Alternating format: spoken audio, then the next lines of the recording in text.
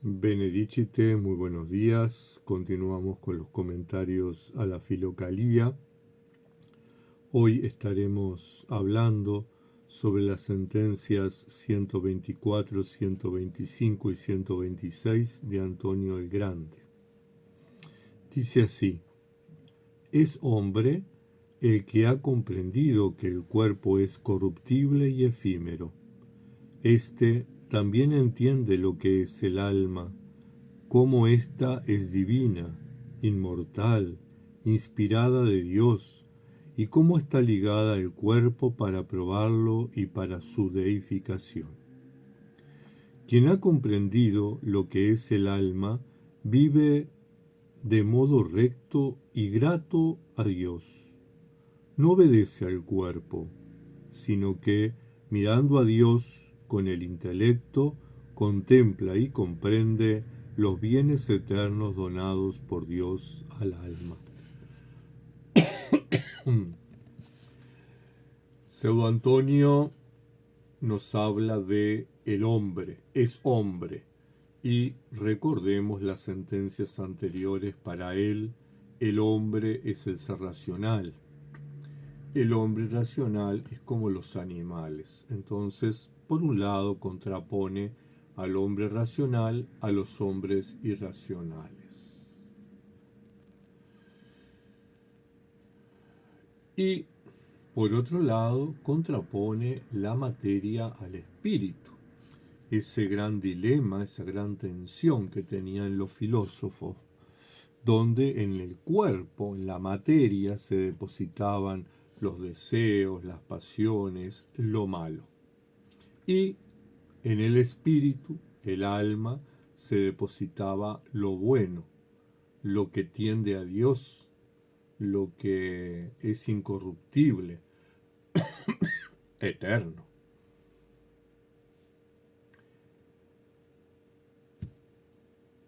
Y plantea un tema interesante. Pareciera que desde la perspectiva del pseudo Antonio, la función o una de las funciones que tiene el alma es probar el cuerpo, es decir, el espíritu probando la materia, para alcanzar finalmente la deificación, es decir, la divinización del ser humano. Y aquí es importante detenernos en las enseñanzas de los padres esicastas. El camino de unificación, o mejor dicho, de reunificación, porque a partir de la caída se produce esa división en el ser humano, y entonces cuando uno retorna a Dios, tiene que iniciar ese camino de reunificación de la materia y del espíritu. Es necesario esa unificación para la deificación. Si no alcanzamos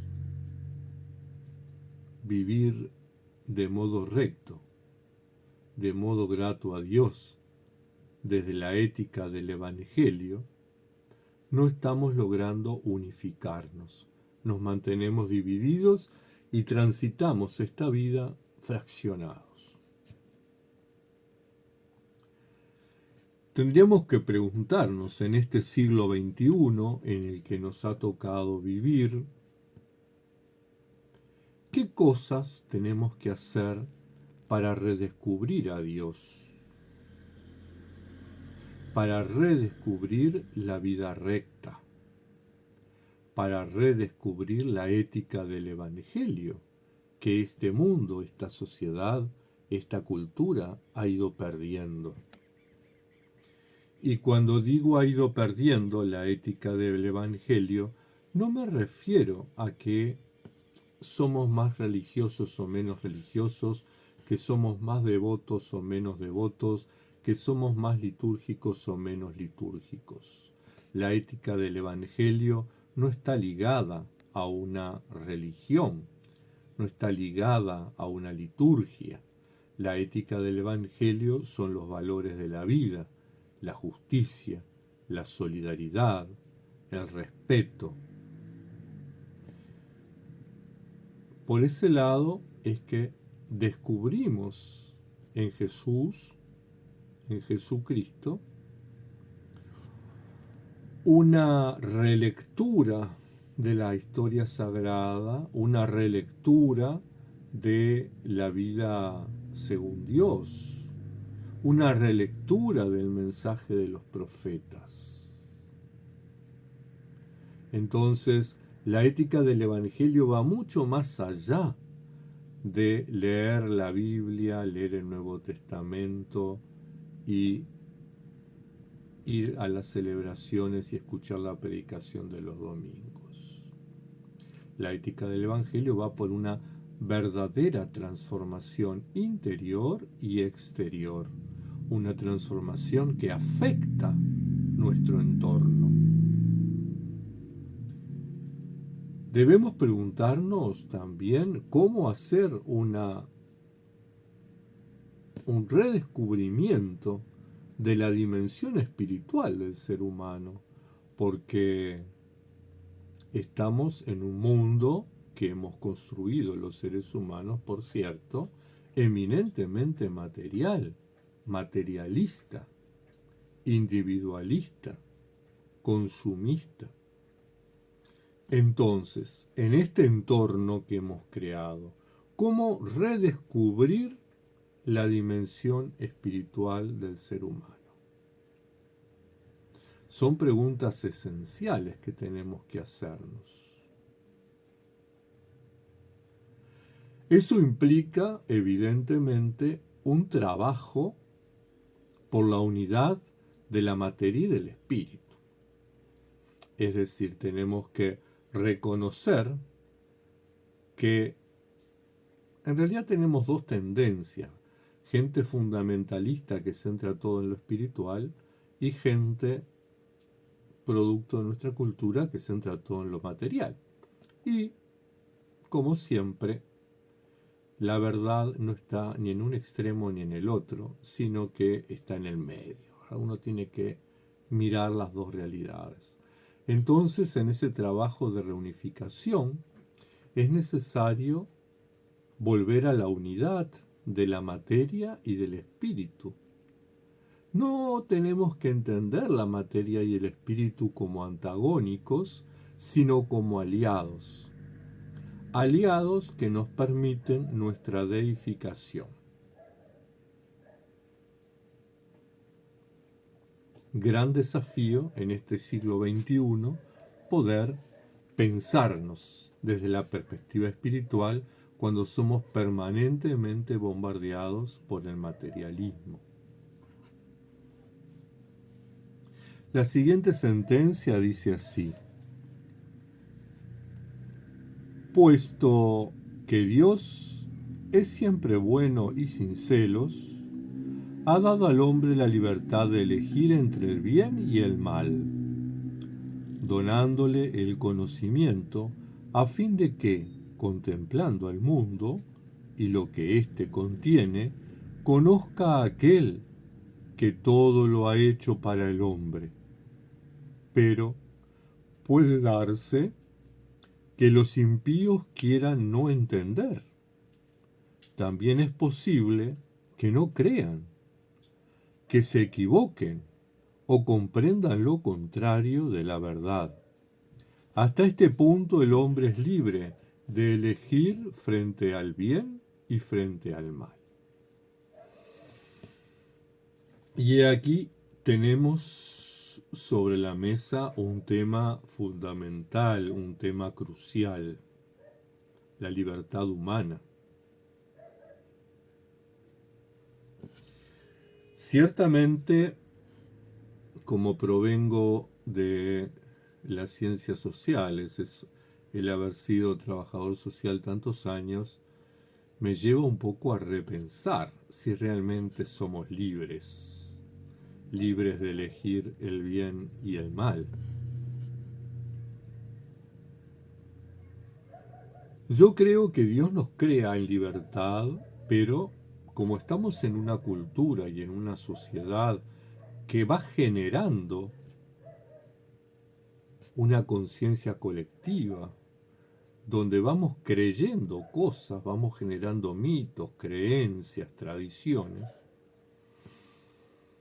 nuestra libertad muchas veces está condicionada, más en este siglo XXI, donde los medios de comunicación masivo, las redes sociales, nos bombardean permanentemente con información, con propuestas, con cosas que nos impiden generar un pensamiento crítico. Muchas veces vamos guiados a tal o cual situación por los condicionamientos que generan nosotros la internet, la televisión. Bueno, la radio no se escucha mucho, algunos a veces la escuchamos, pero la radio, bueno, los noticieros, el Facebook, el Instagram, el YouTube, todo va construyendo un imaginario social. Nos vamos creando ideas, imágenes en función de la información que nos brindan. Y entonces a la hora de decidir no siempre somos tan libres. No siempre tenemos la libertad total para elegir, porque para elegir uno tiene que tener información y no siempre tenemos la información certera. Tenemos la información que se nos brinda. Y si no somos capaces de discernir, si no tenemos un espíritu crítico, vamos a tomar decisiones que no son las justas, que no son las que responden a la ética del Evangelio. Entonces, esta libertad de elegir entre el bien y el mal que Dios deposita en nosotros, no siempre es tan libre. No siempre está liberada de condicionamientos. En general, nuestra libertad está muy condicionada. Eso es un tema interesante para poder tratarlo, porque aún desde la perspectiva religiosa, estamos condicionados a lo que el pastor, el reverendo, la diácona, la ministra, el sacerdote, la obispa o el obispo, su santidad o su beatitud, o el líder religioso que sea, plantea. Nos condiciona. No siempre tenemos la libertad de pensar, de reflexionar, de decir y de actuar. También nuestra historia de vida nos condiciona.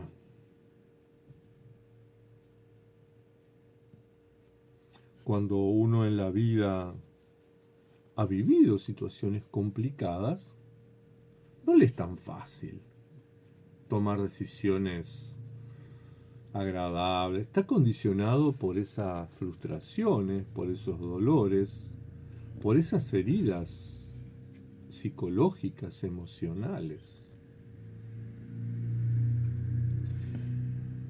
Por otra parte, en medio de todos esos condicionamientos y con todo ese entorno condicionado que tenemos, bueno, tenemos un margen para tomar decisiones. Y ahí es lo importante, que nosotros revisemos día a día, con la cantidad de condicionamientos que tenemos, que revisemos nuestra libertad. Que veamos si efectivamente elegimos el bien o el mal en libertad. Si es nuestra elección. Porque ahí está bien interesante, porque el concepto de pecado está íntimamente ligado a la libertad humana. si yo elijo el mal condicionado, porque no tuve la posibilidad de reflexionar, de discernir y de tomar una decisión informada y libre, entonces mi acción mala es producto del entorno, de mi condicionamiento, no de mi libertad. Y con esto no estoy justificando a toda la gente loca que anda por el mundo haciendo macanas. Bien, otro aspecto por ahí que plantea esta sentencia es que a Dios lo descubrimos en la creación.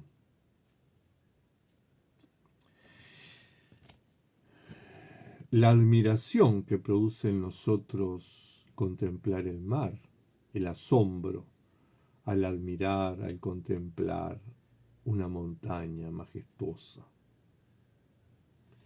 el maravillarnos frente a un árbol o una flor, a un cielo estrellado, a una tormenta. Cuando uno está abierto a la experiencia espiritual, todas las cosas le hablan de Dios. Aún el caminar en medio de la ciudad, del bullicio de la ciudad y rodeado de seres humanos, todo el entorno nos habla de Dios, aún en medio de los efectos o los condicionamientos negativos del entorno. Podemos descubrir a Dios. Podemos admirarnos de Dios.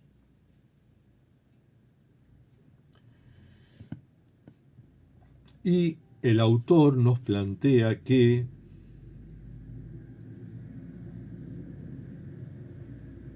los impíos, es decir, aquella gente que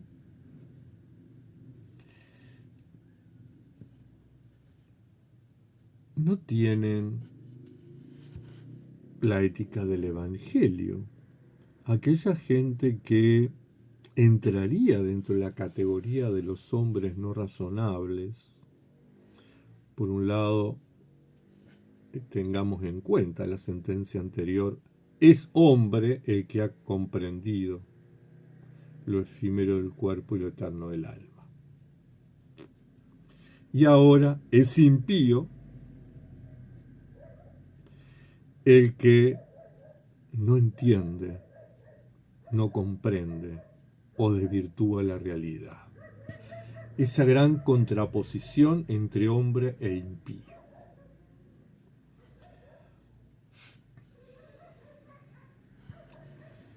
Pero, y siempre hay un pero en la vida, es fácil juzgar a los demás de impíos. Es fácil ponerle la etiqueta, este no es de los nuestros, este es un pecador. Sin embargo, nuevamente hay que ver el entorno, hay que ver los condicionamientos. Puede suceder que esa persona que actúa como un impío, que no cree, que no comprende, que se equivoca, tenga la posibilidad de corregirse. Y ahí hace uso de su libertad.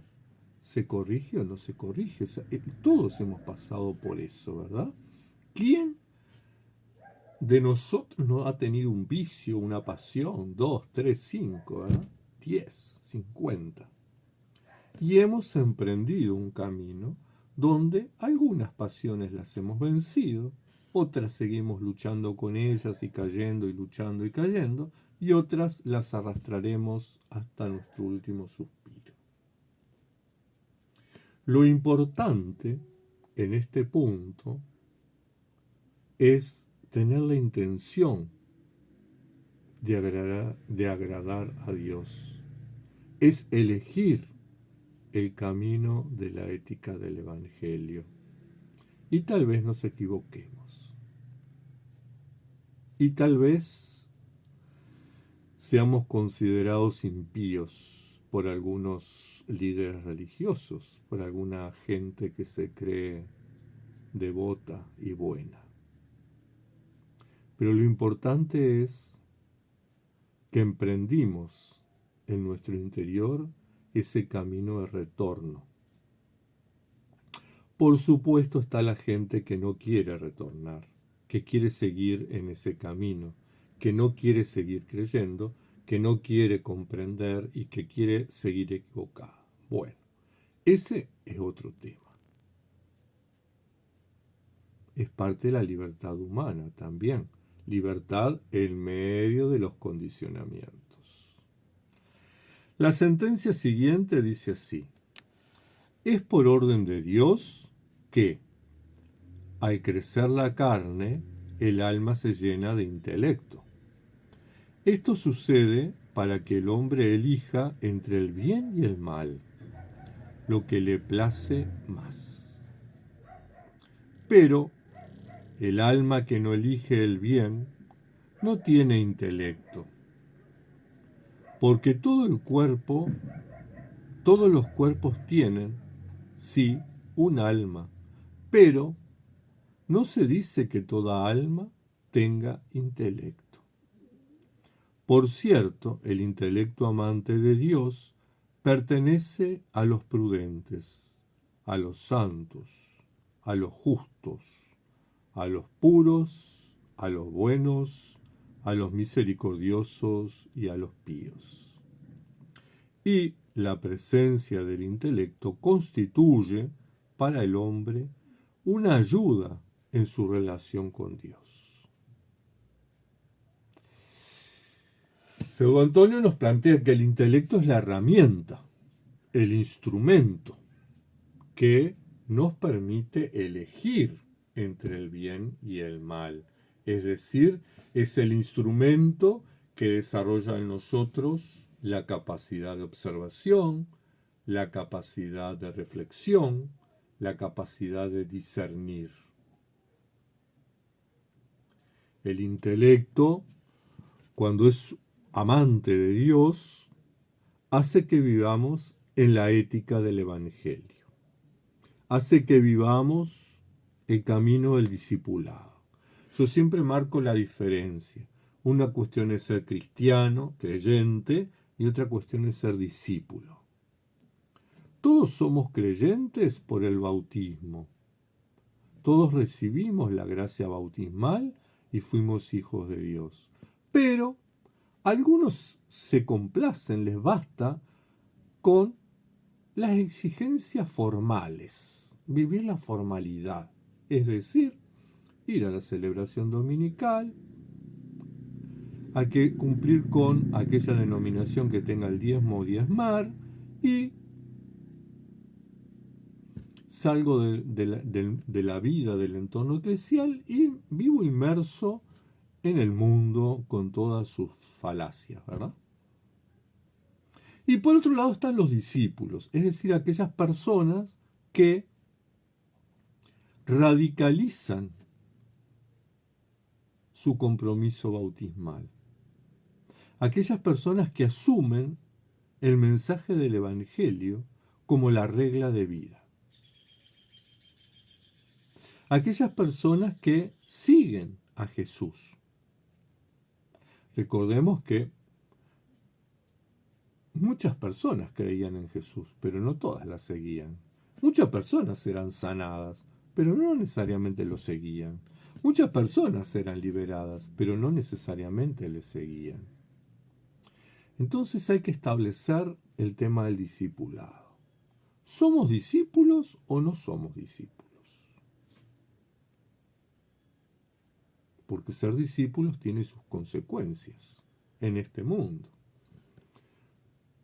también en el otro, pero en este mundo son muy claras.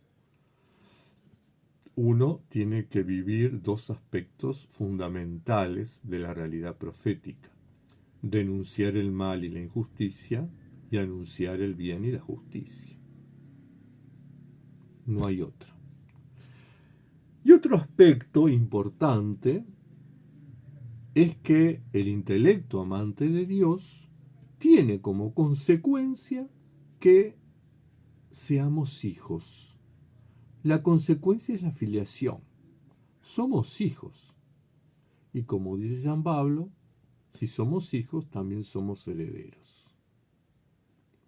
Y volvemos a la primera sentencia de la que hablamos hoy, la herencia. ¿Cuál es la herencia? La deificación. Participar de la vida divina. Ciertamente en este siglo XXI es muy difícil hablar de estas cosas a la gente que pasa por la calle. Es muy difícil hablar de estas cosas a los jóvenes que han perdido la capacidad de vivir la espiritualidad. Pero tengamos en cuenta que estos jóvenes son producto de nosotros, de las generaciones anteriores. Nosotros fuimos los que generamos todas esas cosas que hicieron y condicionaron la falta de fe y de espiritualidad de la juventud hoy. Y ciertamente, no toda la juventud vive sin espiritualidad. Hay distintas formas de vivir la espiritualidad y formas que muchas veces son bien diferentes a como nosotros la vivimos y la entendimos.